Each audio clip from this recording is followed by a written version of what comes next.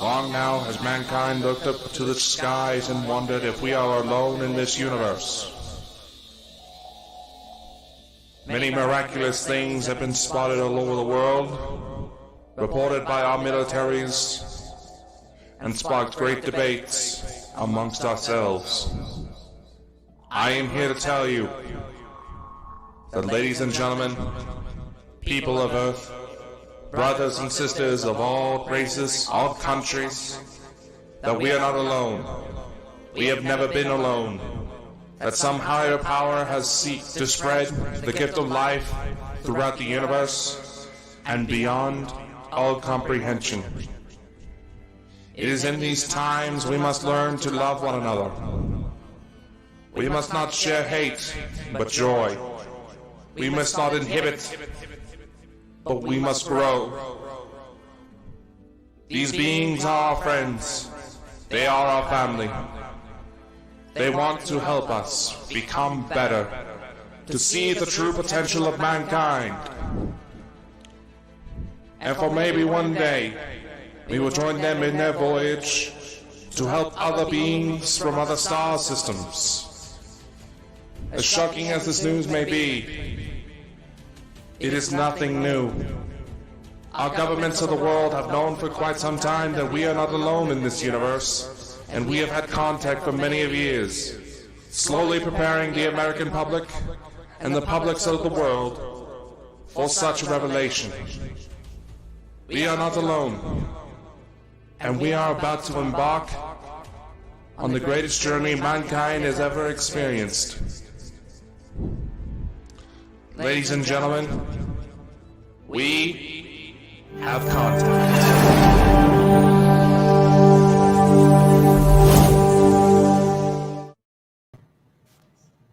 Hello, ladies and gentlemen. Welcome to another episode of Contact. Today, we have a very special guest recommended by a dear friend, Philip Mantle, Kevin Randle, who has a new book coming out called Levelant. It's going to examine a series of UFO sightings in the area. This man has probably some of the best qualifications you would expect for the UFO field, so I'm very excited for this interview. So, Kevin, how are you, man? I'm doing fine, and you? Oh, we're doing all right. Surprise, my co-host here let me talk. Yes, well, you know, it's UFO night. It's your night, Dakota. You know, I would just like to show everybody in the chat the book. Please go and purchase this. You know, there you go. Just shows we'll give you links to the book and the location where you can find this book after the show. Thank you. There you go. It's indeed. Yeah. So, oh no, go ahead, Chris.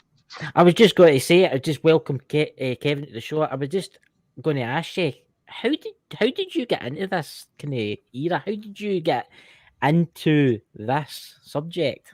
You mean UFOs, I take it? Yes. I always blame my mother. She was a fan of science fiction. Science fiction deals with alien visitations, interstellar flight, alien civilizations. And when I was a kid, and I hesitate to say this because it dates me, but everybody can see I have gray hair, white hair. She took me to the movie Earth versus the Flying Saucers. And that sort of sparked my interest. And I think I probably did one of my first UFO investigations when I was still in high school. A friend of mine's mother had seen a UFO. And in the 1960s, the idea was that they're just blobs of light in the distance. They're not very distinct. They're blurry things. And I wanted to talk to her about it. She'd said she'd seen the object about 200 feet over the barn on their farm in South Dakota, I believe it was. And my one question I wanted answered was, did it have sharp edges? Was it distinct? And she said, oh, yeah, it was very clear, very obvious what it was. It was not a conventional aircraft. It wasn't a blob of light. It was a well-defined craft. And that, of course, sort of reinforced my interest. And then from that point on, I've always been interested in the topic. Did a lot of reading on it and done a lot of investigations into it. During my military service, for example, whenever I was in a specific location for any period of time, if I had free time, I would go to the local newspaper morgues and look up UFO sightings from the past in their files and talk to people in the area who might have seen something. So I've often had this interest in UFOs and sort of used it to springboard into a writing career as well. For my first magazine articles, first articles I had published were UFO articles. Later on, I did science fiction and action adventure and have done a number of UFO books, but that's the way I got involved in this whole thing. It's a fascinating subject. It really is. So I'll hand you over to my co-host, Dakota. Fire away, my friend. All right. Oh, there's so much here. So, now, obviously, well, don't feel bad about dating yourself. There's a reason why my friend and I here are bald. But, so this book, Leveland, Philip managed to send us a bit of details about it, but I obviously do not want to spoil too much. So, can you tell us more about the incident you wrote about in this book? Well, Leveland is a small city, small town just west of Lubbock, Texas, which I think if you look at your maps, you can find Lubbock. And Leveland's about 15 minutes away.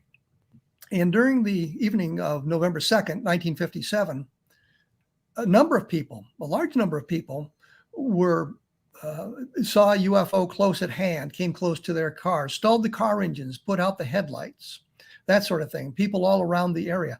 The first sighting took place around 3 o'clock in the morning of November 2nd in a place called Canadian, Texas, where the witnesses saw a landed craft, and there was witnesses on both sides of the craft and had similar problems. The Air Force file on that blocked out the name of the civilian witness, but we have the name of the military witness who was involved in that. Later on, about 10:30 that night, a fellow named Pedro Saucedo, who was labeled as a farmhand, as a barber, kind of a all-around guy, a veteran of the Korean War, was driving toward Leveland with a friend, Jose Salazar, and the car stopped. The engine, the pickup truck they were driving stopped, and they saw a blue glowing object come down close to the coastal road land.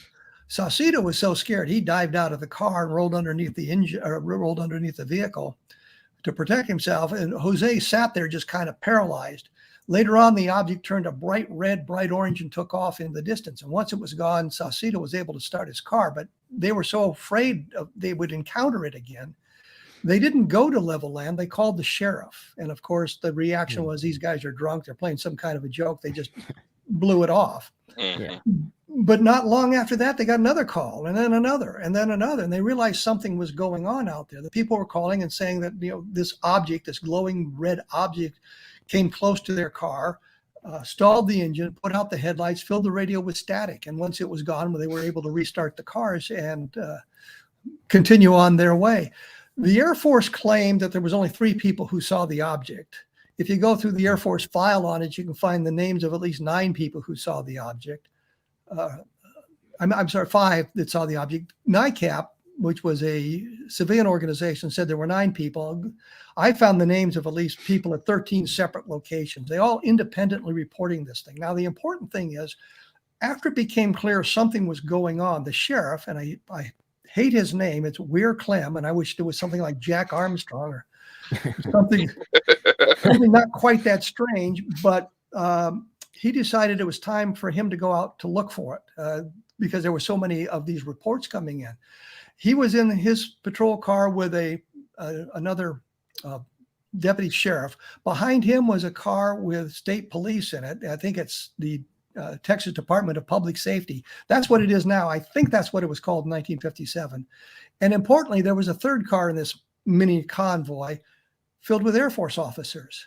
And they're out driving down the road where Saucedo had seen the object, and a number of other people reported along this highway just north of Leveland. And according to the Air Force file, all they saw was a streak of light in the distance. But it turns out that if you find some of the documentation from the newspaper reporters earlier on, before the Air Force arrived to investigate, the sheriff is reported as saying, I saw a glowing red object, bright red object. The next day, which would be November 3rd, the sheriff took his car into the mechanics to see if there was something wrong with it. The only reason I can think he would have done that is his car was stalled. They got close enough for the cars to stall. And so now we have the sheriff in a car. He sees the object, not a streak of light in the distance as the Air Force reported and has been reported repeatedly in UFO books, the sheriff got close enough to see an object. A fellow named Don Berliner did an interview with the sheriff in the mid-1970s. And again, the sheriff talked about seeing this glowing object. Another fellow, Don Burlinson, and there's a lot of Dons in this story. Don Burlinson, who lives in Roswell, which is, by the way, is not all that far from Levelland, interviewed the sheriff's widow and his daughter around 2000. And they said that the sheriff saw the object as well, saw something strange. So we've got that information that's coming out now. The Air Force managed to suppress it back in 1957. But the important point is the sheriff went out, he saw the object, it stalled his car, and there were Air Force officers involved in that observation, in that event. Yeah. The question becomes, where's their testimony? There was an Air Force investigation that took place on Tuesday, which would have been the 5th of November, if I remember correctly. Staff Sergeant from Air Force Base came down. He was part of the 1006th Air Intelligence Service Squadron, which was obviously an intelligence organization. He spent 7 hours in Levelland talking to people. He talked to 6 people, and then he blew out of town. There's no indication in the Air Force file he ever talked to any of the Air Force officers involved. The other thing we get from newspaper clippings and other information is the Provost Marshal, which is the chief of police on the Air Force Base, the top law enforcement officer on the base, accompanied the sheriff the next day looking for landing traces where these things supposedly landed, looking for traces. There's no indication they ever interviewed that man either. Now, according to Burlinson, he talked to a rancher just north of Levelland, and the widow of the rancher and the daughter said there was a circular burned area on their ranch. He couldn't talk to the rancher because he had passed away, but the daughter was still alive, and he talked to her. So now we have information of a landing trace as well with independent corroboration. So we know that, we had an event in Levelland that took place over a period of about 2.5 hours.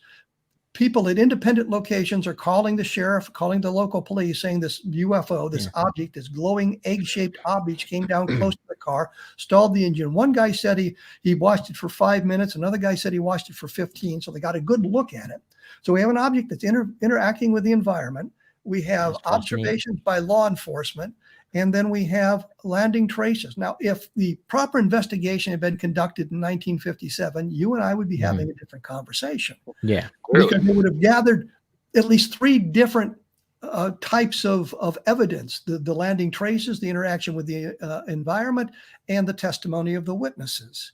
But instead, the conversation devolved into an argument about how many witnesses there were. And the Air Force was able to divert the conversation from what the witnesses had seen and what had happened to them to how many witnesses there actually were to an object. And one of the people that they said only saw a streak of light in the distance actually reported before the Air Force arrived to investigate and long after it that he had actually seen the object, and his car stalled as well. That is fascinating. Wow. That is it makes you wonder. It makes you wonder if whoever they were that came was looking for something. Maybe they were looking for the crash site at Roswell. I don't think it has anything to do with Roswell. No? What I see in this is these ideas of these electromagnetic effects, is what we call them stalling the car engines, an electromagnetic effect. And there was a study done by a guy named Eric Herr and I think Fran Ridge, where they collected cases of close approaches of UFOs causing compasses to fail, compasses to spin. Which indicates magnetism, of course, and there were some other things that indicate the magnetism as well. So we have that sort of thing all put together. But these sorts of sightings with the electromagnetic effects are rare. They're not as nearly as common as the normal UFO sighting. Even close approaches of UFOs don't always result in the stalling of a car engine, but there's other aspects of it as well. Mark Rodiker, which is the scientific director, I should say, of the Center for UFO Studies, put together a monograph in 1985, and he had over 400 reports of vehicle interference, starting in 1909 in England, where a guy was riding his motorcycle and the headlight on the motorcycle failed, and they saw an object in a field nearby. And when the object disappeared, the headlight came back, and that's from 1909. We don't have a lot of sighting reports like that predate predate World War II. There are a couple. Len Stringfield, for example, was an NCO in intelligence during the Second World War, and he was on an aircraft flying from Iwo Jima to Japan right after the war had ended, and a UFO, three UFOs actually, approached the aircraft, and the engine began to sputter, and they were warned, well, we may have to ditch because we're losing our engine, and then the objects disappeared, and the engines started functioning properly. So we have those sorts of things. France in 1954 had a lot of sightings where the objects caused these sorts of problems. There was an ancillary effect as well, as they would often see the creatures from inside, and the creatures would point something at them, and the people would be paralyzed until the object left, and then they could move again. South America was also involved in that in 1954. Then we come to 1957, and we have these sightings in Levelland, Texas. Nothing quite as dramatic as some of the things in France, but still, it's the interaction with the environment and the stalling of the car engines that becomes important, because it's not just one guy telling it, it's multiple people in multiple locations, and then the event moves to White Sands missile range some 2 hours, 3 hours later. Dakota? I'm sorry. I've done my own UFO investigations, and I've even have I saw. See, you got me all fluttered here, and not even the prettiest of women have been able to do that. But yeah, I mean, you have testimony from law enforcement officers. One of the people that you're supposed to be able to trust as a credible witness if something unusual were like to happen, or someone like yourself. I saw in the notes about you that we got sent by Philip, you were former Air Force, but thank you for your service, by the way. And I was about to knock my camera over. While you're adjusting your camera, I'm also former Army. I was a helicopter pilot for the Army for a long time, an aircraft commander, and then I was in the Air Force as an intelligence officer, and then I went back into the Army as an intelligence officer. I have a tour in Vietnam and a tour in Iraq. So it makes you wonder. This is an interesting. You're saying about all the cars having engines, particular having problems round about these UFOs. It makes you wonder what's powering these UFOs. If it's something that's maybe affecting the electronics that's draining them. Well, I think that some of them, it relates to the propulsion system of some of them. They're creating some kind of an electromagnetic field. Not all of them do this. The Japanese during the Second World War were trying to create a weapon that used magnetism to stall engines.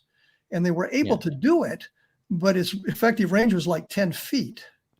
And these things are much further away when they do that sort of thing. The other thing, the Condon Committee, which was the University of Colorado study in the late 1960s, the Air Force financed them to study UFOs. And they were supposed to find three things. Does it affect national security? Did the Air Force do a good investigation? And is there any scientific value to continue the study? And this is all laid out prior to the investigation beginning. And that's exactly what they found. And I bring this up only because the Condon Committee didn't look at the Levelland sightings, because they could think of no mechanism where electromagnetic field would stall an engine. And then when you remove that electromagnetic field, the engine would start spontaneously. But that's sort of a misnomer in these cases, because when you read the stuff carefully, you find out very few people talk about the engine starting spontaneously. It's all they took an action. They started the engine. The car operated properly. They don't say it started spontaneously. One guy in Levelland insisted that his engine started spontaneously. Everybody else was talking about how they had to start the engine. But the Condon Committee rejected the idea simply because they could think of no mechanism that would allow that to happen. So they operated on a misnomer. They also said, well, it's too late. We couldn't find the cars and this sort of thing. I'm thinking in 1967, 1968, you could find the people. You could have talked to the sheriff. You could have learned something more had you bothered to do that. But they didn't bother with it. They just wrote it off and dismissed it completely and went on from other things. Now, here I am in 2022 just published a book on Levelland, and I went back and I found all kinds of information through newspaper clippings, through the Air Force files, through other case files from the Air Force, through the NICAP files, through the APRO files. I found all kinds of things. And we see that the phenomena of this electromagnetic effect expands beyond 1957. And I have some cases from the late 2019, 2018. And we find that animals sometimes react to these fields. And we know that that's kind of a related phenomena. Fran Ridge, who I mentioned earlier, has got something he calls MADAR, which is a bunch of nodes around the country, and it's set up specifically to detect UFOs. And part of it is looking for the magnetic signature, but there's other sensors on this. And if they get an alert on one of the sensors, and then they check around to see if other people have had a UFO sighting nearby to kind of correlate the two, and have had some success, not a lot of success, but they don't have as many nodes as I'm sure he would like to have out there operating. But the point simply is we're gathering the data, and we're gathering it scientifically now, as opposed to just waiting for something to happen. Fran Ridge is more proactive in that. Let's see if we can make we can discover something. Part of the book relates to people using UFO detectors to see the UFOs, and there's a number of instances that are reported in the APRO bulletin of that happening as well. So we've got some kind of a phenomenon that is fairly rare, but it is affecting the electronic signals of all kinds of things. They've knocked radio stations off the air. They've knocked power out of on some cities. There's all kinds of these sort of things that are related to the electromagnetic effects. I mean, it fascinates me. I mean, I like cars and I like engines and things to do with cars, and it fascinates me to the fact that it can take the power of the car away, right? And then the car just spontaneously starts again. And for something to do that, you have to turn the key. You have to get that starter motor to turn that engine over, and it's amazing. In most of the cases, I looked through, and I mentioned this to Mark Rodiger and a couple of other people going through this thing. I was looking for specifically what happened after the UFO left. Did they have to start the car themselves? Did they have to turn the key or push the button as we do now? And most of the cases, they took some action to start the car. Yeah, the lights came back on because the electron flow that had been disturbed by the magnetic field, now removed, allowed the electrons to flow, and the lights came back on, but that doesn't get the engine to start. So they had to take some action. Very few people say it started spontaneously, although there are some cases where they insist that the car started spontaneously. It's fascinating. Dakota, would you like to? Now, I was just going to say this. I mean, I've only had one instance where I was out and about and had what looked like a craft start messing with the electronics in my car. Almost caused me to crash. Thank God nobody else was on the road. Because I was just on my way to work. I wasn't even trying to go into anything special. But I was getting all excited here because it cooperates a lot of things I've dealt with. And I've had sightings within a mile from my house and almost gotten speeding tickets because I didn't realize there was a cop underneath the craft. Then I have contacts in local law enforcement and say, "Oh, did they see something? Did they see something?" They're like, "No, but they wish they had." Yeah, it is fascinating if you think about it, because I seen a UFO once, and I thought, right, I need to take a video of this UFO, and I started focusing on it, and my phone just kept packing in. It just kept packing in. It's as if the full HD camera just would not work. But when this thing went away, it was fine. And that's what I can't fathom, how this is possible. One of the things that I kind of blundered into on this, and I'm working on gathering more data, is cell phone failures. Because a lot of people said, well, I tried to take a photograph with my cell phone and it didn't work. Or we tried to take a video with the cell phone and all we got was the audio. We didn't get any photographic evidence. We just got the audio from the cell phone. And one guy talked about how his cell phone cracked when he tried to use it to record something like that. The other interesting thing, and I only found 4 cases of this, is the close approach of the UFO change the colors of the car. And one guy, and I can't remember whether the car was green and it turned gray or it was gray and turned green, but the guy who got home after the sighting and his wife said, "Did you buy a new car?" Because the paint had changed. The paint had changed color.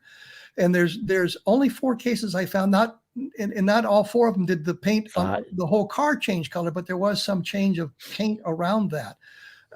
We also got cases where the one guy was talking about, and this was in the Content Committee report, as a matter of fact, I believe it's the one where the UFO approached and stalled the car, but it erased the cassette tapes that he had in the car as well, or caused them to malfunction in some fashion, which is another indication it's an electromagnetic effect. Yeah, that's what I was going to say. You Gauss tapes, you use a strong magnetic field. So there's a lot of data there that has been collected over the years, haphazardly, I guess is the best way to say it. And, we're trying to consolidate the information and put it all together. Avi Loeb, who was the Harvard astronomer that is now attempting to set up a project to gather this information. I've talked to him a couple of times and mentioned this to him, and he seems to be somewhat uninterested in it. Although I think it impacts indirectly what he wants to do. He's looking outward toward the objects coming into the solar system, like the thing that moved through a couple of years ago that kind of sparked his interest. Is that I can't pronounce it. Was it a Muamua? Yes. It was that. He believed it was artificial, and of course other scientists say, well, that's just ridiculous. Why would they be sending out these probes? And I'm thinking to myself, didn't we send one out in 1976 that just left the solar system? And they're talking about it reaching another solar system in 80,000 years.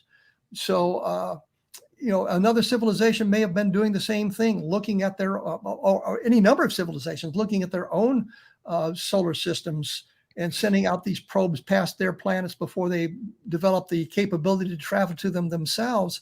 And that happened to be one of the things that left their solar system, and it came through ours. Yeah. At a sub-light speed, which means it was traveling for probably hundreds of thousands of years. But we have a lot of stuff going on now that is suggestive of other civilizations, and science is beginning to look at it seriously. Mm-hmm. And had we done this from the beginning, I think what happened in 1947, our Air Force was caught by surprise by what fell at Roswell. Yes. And that set up the idea we've got to keep this under wraps, because if we can figure out how this thing worked, we moved far beyond our competitors in the world at that time. And so it made sense to keep it secret for that. And of course, World War II had only ended 2 years earlier, and it seemed to make sense to keep people from panicking about what this might have been. But that all persists until today, and we've witnessed repeated so-called scientific investigations of the phenomena. It always says, "Oh, there's nothing there. We don't need to worry about it." But it always comes back, and there's always more stuff going on. Yeah. No matter how much mud they throw at the topic, it seems to come back, and you've got an awful lot of credible witnesses and other avenues or other chains of evidence that can be explored. But we just haven't ever sat down to look at it from that point of view. And that was one of the things I did with the Levelland book, was look at it from the point of view here. What are the chains of evidence that go through this whole phenomenon here in Levelland, and the sightings that took place in the United States in early November of 1957? Because it wasn't only in Levelland, there are other places where they experienced the car stalling and that sort of thing. Yes. Can I ask you something? Do you think there was any connection with the nuclear weapons getting tested with Roswell? Yes, I do. I think that if I'm a spacefaring race and I discover somebody who's just discovered atomic power and has detonated a couple of atomic bombs, not to mention the first atomic bomb was detonated in New Mexico. That's right. And then I discovered that they're experimenting with their rockets in New Mexico. Mm-hmm. That's where I'm going to look, because these people have the potential to be a threat to us, because they're learning how to take the first steps into space, and they're dealing with atomic power, which they may not understand completely. And I think in 1947, we certainly didn't understand it the way we do today. But I think that makes sense for the activity in New Mexico because of those sorts of things. I don't think that they were drawn to us because of the explosions in New Mexico and in Japan in 1945, because even if they had the capability of detecting that from their home worlds, it would still be traveling at the speed of light, and the closest star system is 4 light years away, which means it would have taken 4 years for the signal to get there. And now we don't know how long it takes them to get to our home world, but that would have put them beyond 1947. That would imply that they were much closer and maybe watching us or something like that. But I think the fact that we had the atomic experimentation going on in New Mexico and the rocketry going on in New Mexico and that sort of thing, I think that that suggests a reason they came to New Mexico in that time frame, why they were in New Mexico. What puzzles me is why did the ship crash in Roswell? I have no idea. I always say, well, somebody pushed the wrong button. somebody shouldn't have been driving that day. Yeah, they had a beer bust, and The other thing, the theory I absolutely love for this, and people have thought I was serious in it, is they crashed it on purpose. Which, what's the most non-threatening way to introduce yourself to another sentient race? You present them with technology and your mortality. And see, we're not that big a threat because we have the same problems you do. And you say, well, did they kill their own people? Well, maybe not. Maybe they just had some bodies laying around and put them in the craft and crashed it to announce their presence. And then we foiled them by covering the whole thing up. But this is not a theory I subscribe to. I don't believe that's the reason. I just think that, if you say, well, why did they crash? Well, here's a theory of why they crashed. Not a very good theory, I'm afraid, but a theory nonetheless. So I fall back on they pushed the wrong button. And no matter how good your technology is, something's going to go wrong at some point. Oh, yeah. And I remember, I'm sure we're all old enough to remember cars that weren't as reliable as they are today.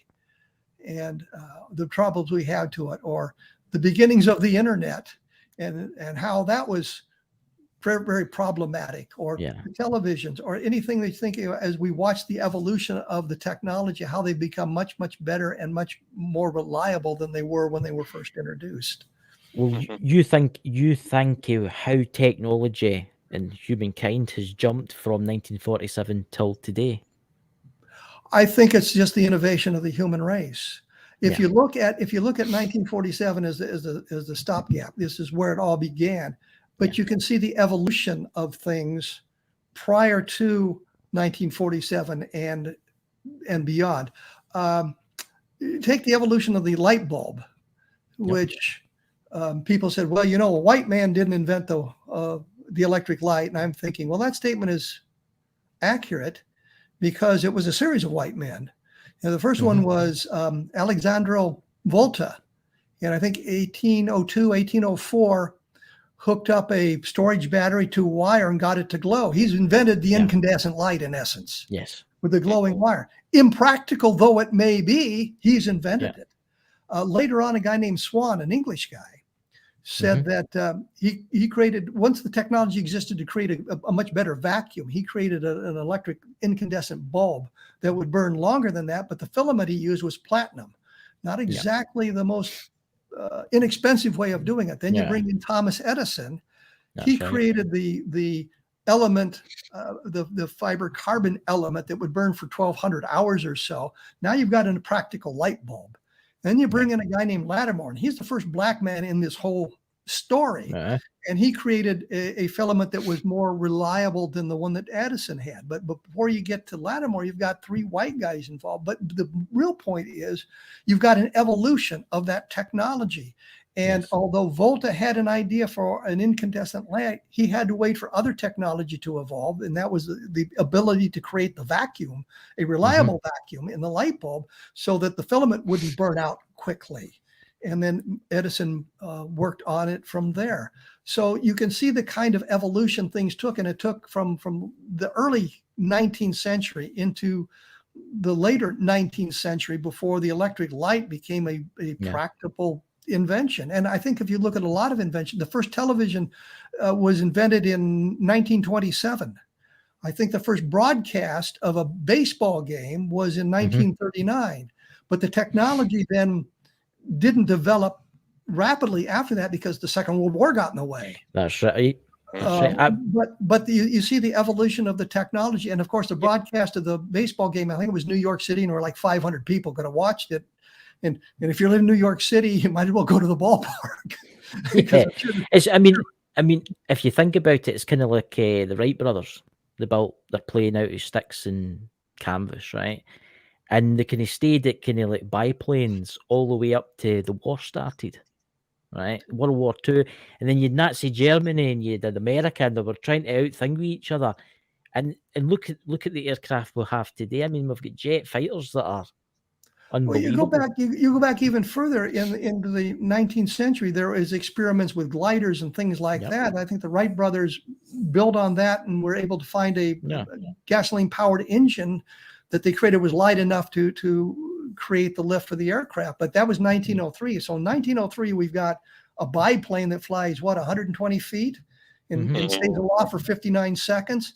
And in 1969, we're putting men on the moon. Yeah. So that was a really rapid evolution of technology, going from that point to people on the moon. Yeah. Go on.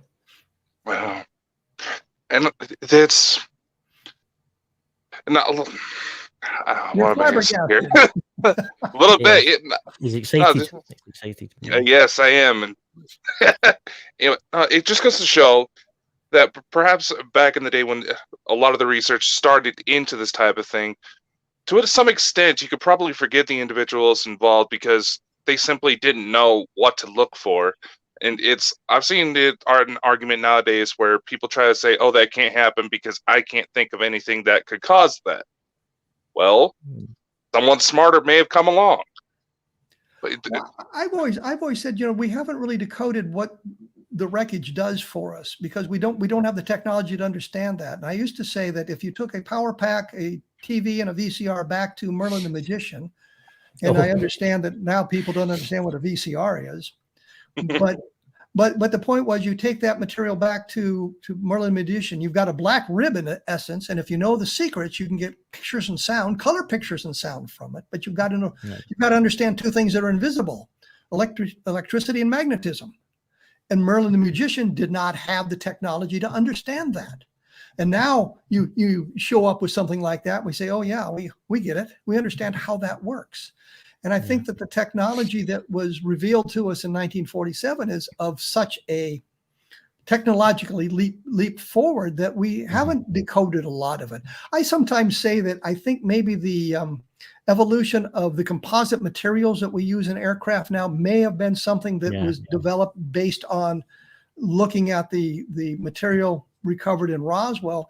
But if you look at some of the other things, you can see the evolution begins prior to Roswell, and is not necessarily predicated on what happened in Roswell. And I think that there's probably a small core of people that watch our technology, meaning, can we apply this technology, the materials recovered in Roswell, and see where that takes us if it doesn't create a great leap forward in our understanding.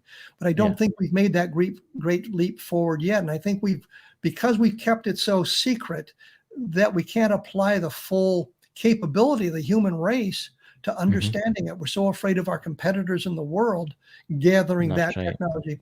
Back during World War I, we had created, and I say we, the United States, Browning had created the Browning automatic rifle. That's right. Yeah. And it was such a leap forward in the technology of a machine gun that they didn't use them in World War II because they were afraid the Germans would capture them. And so even though we had that weapon, we didn't use it. Of course, in World War II, it was very, very prevalent.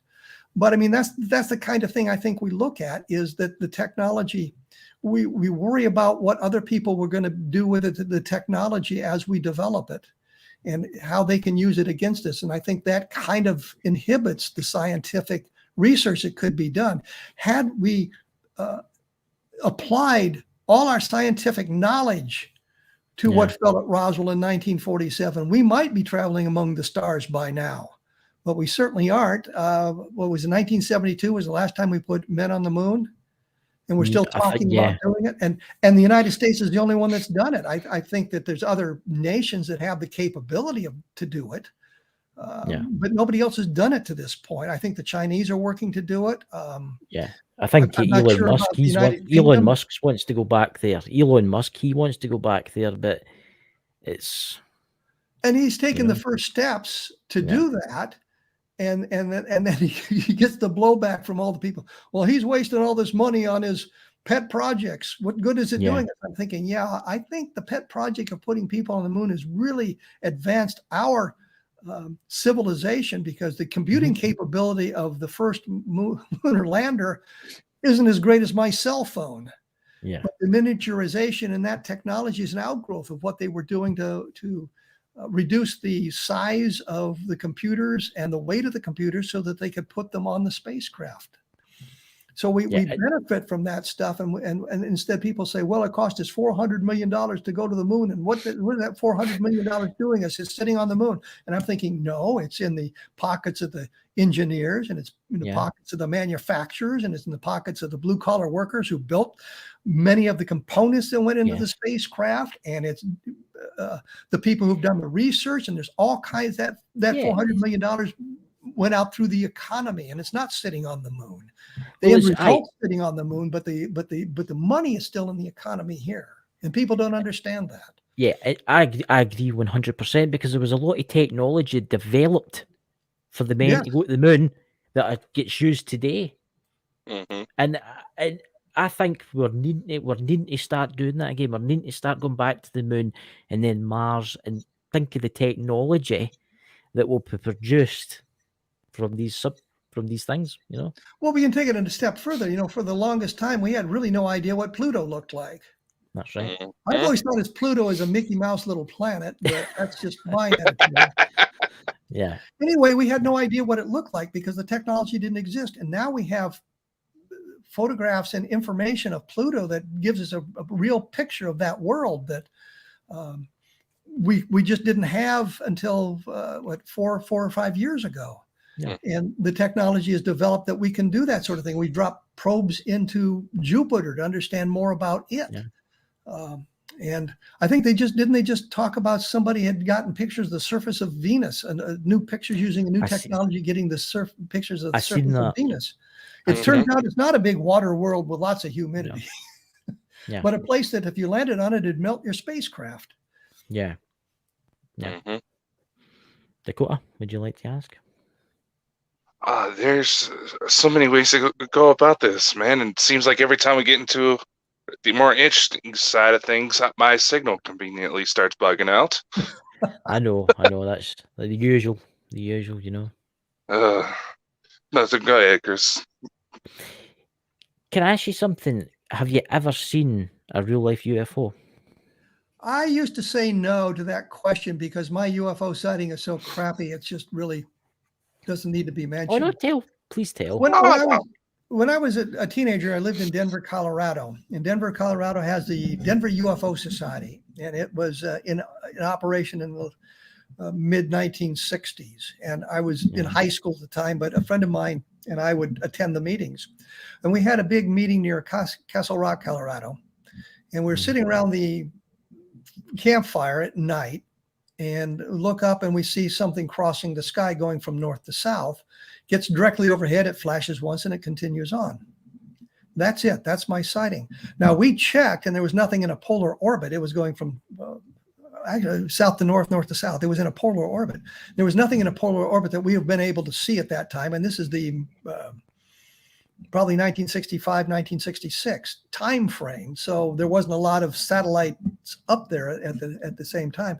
That's it. That's all I've ever seen. It's not a close approach. It was miles and miles above us, probably maybe not even in the atmosphere, but it was that was it. But it was your moment. It was you'll remember we that. Watched it. We watched it cross the sky. I mean, it was clearly not autokinesis from the eyeballs looking at a bright star or anything like that. It crossed the sky in a straight line, and it got overhead once, and it flashed, and it continued on, and that was it. But my friend and I, we tried to get the satellite trackings and things like that to see if there was something in a polar orbit that would account for the sighting, and we just could never find anything. So that was it. It was obviously not an aircraft, and we'll let it go. It's just a bright light.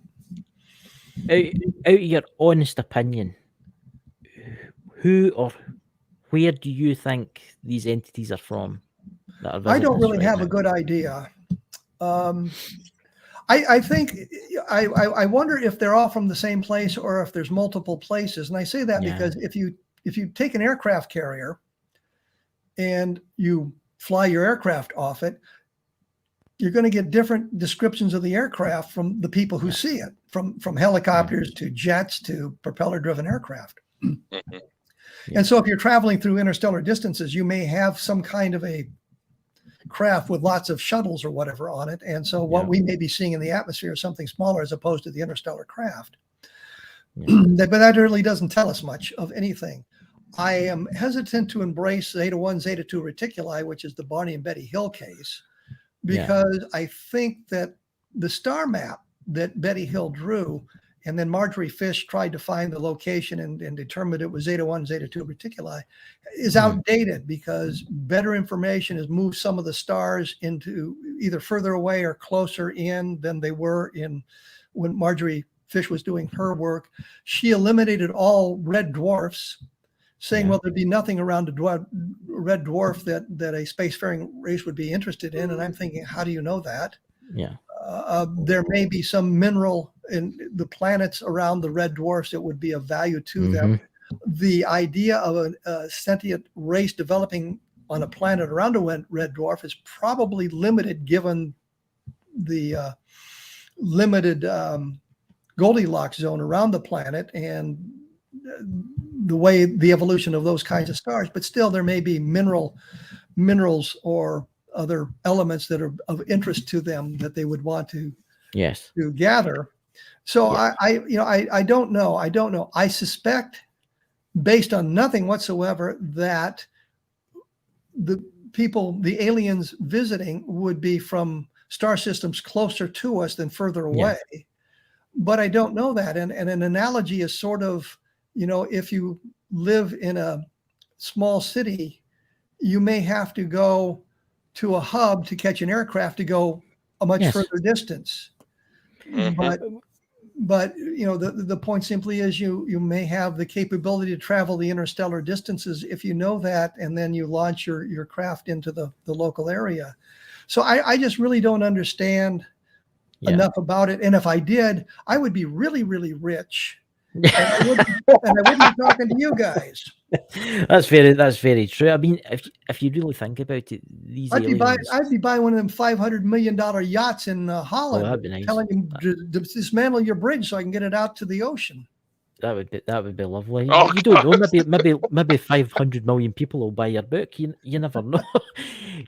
I mean, you must think about it in this sense. I mean, these entities, these aliens, the bound to be highly sophisticated, even to travel out of their solar system to ours.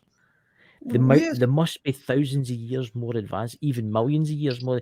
It makes you wonder why they're so interested in us, because we're basically ants to them, if you really think about it. Well, but we have scientists who study ants, so there you go. There was a marvelous movie that came out from the United Kingdom a number of years ago called Morons in Outer Space, or Morons in Space. And the idea was they had the spacecraft, but they didn't know how to build them. All they could do was fly it around, and I think they crashed it on Earth. They did. But I think there may be some of that. You've got the brilliant people, the brilliant creatures, the brilliant aliens who create the technology, and then the pilots flying it. Well, they may understand more about it than other members of the crew. I'm thinking my own experience as a pilot. Yeah, I understood more about the operation of the helicopter than maybe the door gunner sitting behind me did. But I mean, you would assume a level of technology and a level of sophistication, but we don't know that. We don't know anything about. We have nothing to judge it on. All we can say is, based on Earth, every time a technologically superior civilization contacts a more primitive civilization, that primitive civilization ceases to exist. Not necessarily through conquest. The mere introduction of the technology changes the society and elevates them to another level. Prior to the Battle of the Little Bighorn, where George Custer met his fate, Sitting Bull had warned the Lakota don't take anything, leave it on the field. And his thinking was they can't reproduce it. They need the American technology to create the ammunition for the weapons. And if the weapon breaks, they don't have the technology to fix it. Yeah. And so he was afraid of that sort of influence on the Lakota. Well, the Lakota, the Cheyenne, and the other tribes that helped them at the Little Bighorn. Yeah. But the point simply is, I think Sitting Bull understood the danger of contacting a technologically advanced civilization, and that you end up with this technology you cannot reproduce here. Now you are beholden to that technology, and you alter the civilization. There was an anthropological study done a number of years ago where the primitive peoples had a ritual for borrowing a stone axe from the elders of the tribe, and they would have to go through this ritual to borrow the stone axe. He showed up, and to induce the people to talk to him, he gave them steel axes. Well, a steel axe is far superior to a stone axe. Oh yeah, he undercut one of the societal prerequisites for getting an axe by doing that, and changed the society, not meaning to do it, merely wanting to induce them to talk to him. But he had kicked out one of the underpinnings of the society merely by the introduction of the steel axe. And so I think that may be part of the problem that we face here is we do not understand the technology. And I think some of the governments, and why some of this remains secret, is the governments are fearing the introduction of that technology. Yeah. Yeah, it's like the tribes in the Amazon jungle. If you think about it, they've been used to hunting with their spears and over the hundreds of years, and then the white man's came along and gave them chainsaws and gave them technology, and they don't know how to go back because they've lost it. If you know what I'm trying to say. Oh, I think there's something to be said for that. And as I said, it's not necessarily conquest that does it. It's the mere introduction of the technology. Yes, and the other ways and the other knowledge of what's in the world around you. I mean, if you're isolated in the Amazon forest, you don't realize that there's airplanes. There was the cargo cults from World War II. These were tribes on the various Pacific islands, and they would see the soldiers show up or the Marines show up, and they would create these big swaths of long airstrips, and airplanes would come and provide them with all kinds of supplies. And the tribes were thinking, well, this is something the gods are sending to them. So if we create a runway and put these artificial airplanes around, then we'll get some of that stuff as true. They didn't understand the connection between didn't understand the technology that brought that stuff to the island. So I think that all comes into play. It's fascinating, and it makes you wonder where us humans will be in the next 100 years. Where do you think we'll be if we don't blow ourselves up? Obviously, I don't think we're going to blow ourselves up, even though I think some of the governments think that Putin's about to do that. Oh yeah, but I think I don't see how we would envision the technology. If we're in the 1950s, look at the science fiction movies from the 1950s and 1960s and the technology they've envisioned from that point. Yeah. And the thing you think of, the video phones that they envisioned. They didn't envision that we were carrying the video phone around in our pocket. They didn't envision that you and I would be having this discussion over the airwaves, being able to see one another in this fashion. They didn't envision this stuff. I think it's impossible to envision.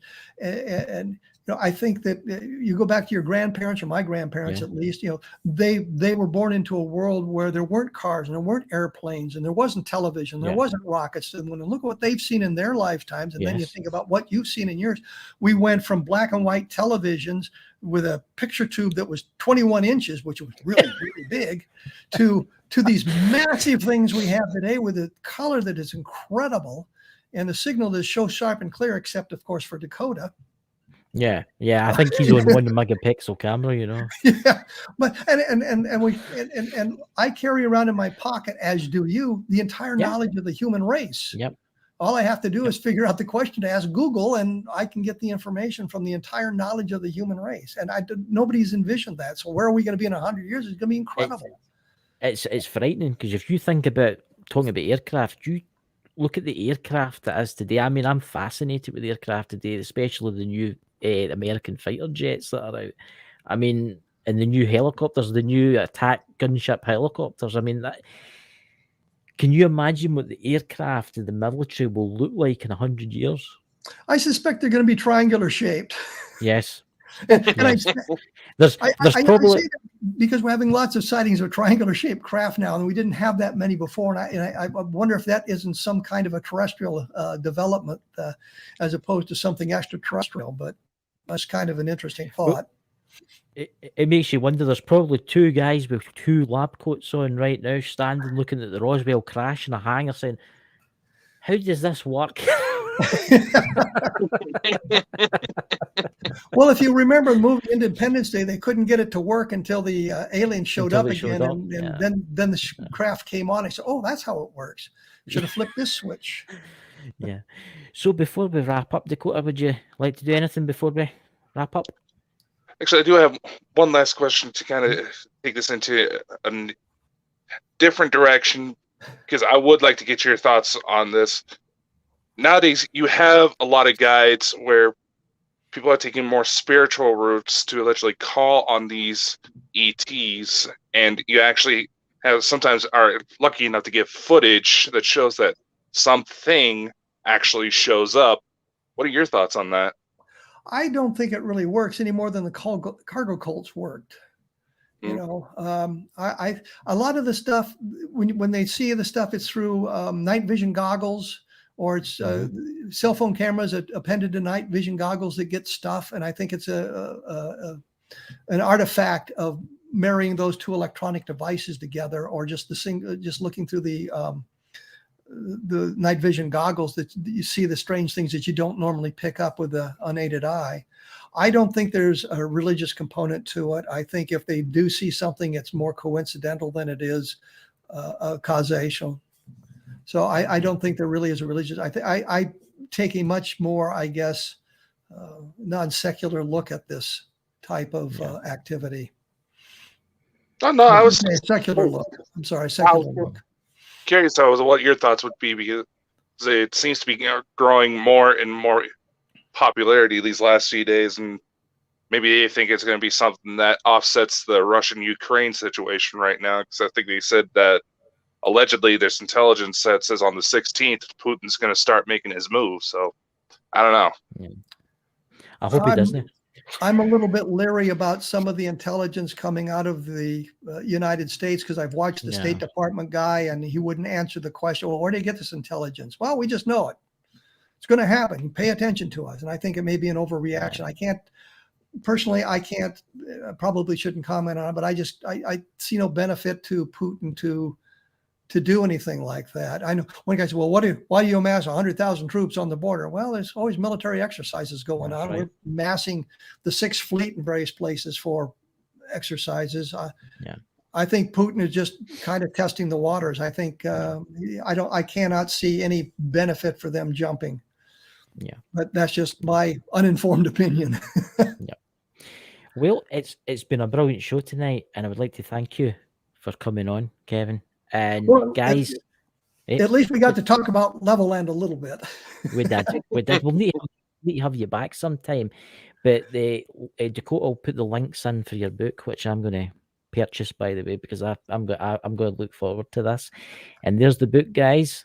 If you want to purchase it, so is it on Amazon? Am I correct? It's on Amazon, of course. I've got a blog, www.kevinrandle.blogspot.com, and if you go there, there's a link to the book as well there, and some of my other UFO books, including Roswell in the 21st Century, and some of my science fiction that you can get to. So, yeah, well, link to Kevin's website are actually in the description of this episode. For those of you listening to the podcast version, you should be able to find it there. I would like to thank you again. This has definitely been a very informative show. It has been. It's been absolutely amazing. I didn't expect this on tonight, and it's been absolutely fantastic. But anyway, guys, I would like to thank you for all coming. And Dakota, would you like to play the trailer before we All right. depart? Start playing us out. Come on. There we go.